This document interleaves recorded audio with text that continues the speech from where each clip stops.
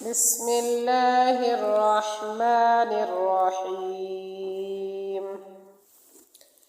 يا أيها الذين آمنوا استعينوا بالصبر والصلاة إن الله مع الصابرين. ولا تقولوا لمن يقتل في سبيل الله أموات بل أحياء ولكن لا تشعرون. ولنبلونكم بشيء من الخوف والجوع ونقص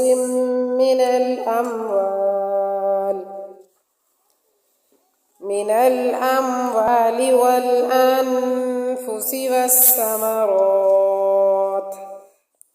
وبشر الصابرين الذين إذا أصابتهم مصيبة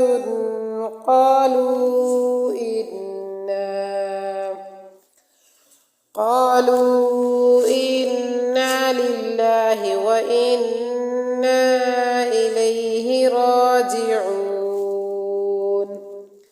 أولئك عليهم صلوات من ربهم ورحمة وأولئك هم المهتدون. إن الصفا والمروة من شعائر الله فمن حج البيت أو اعتمر فلا جناح عليه أن يطوف بهما ومن تطوع خيرا فإن الله شاكر عليم. إن الذين يكتمون ما أنزلنا من البينات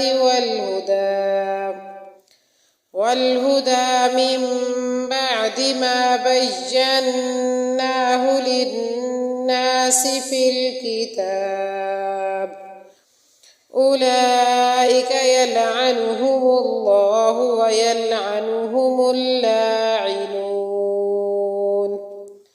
إلا الذين تابوا وأصلحوا وبينوا فأولئك أتوب عليهم وأنا التواب الرحيم.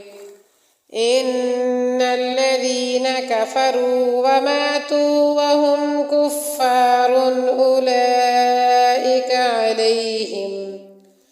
عليهم لعنة الله والملائكة والناس أجمعين خالدين فيها لا يخفف عنهم العذاب ولا هم ينظرون. وإلهكم إله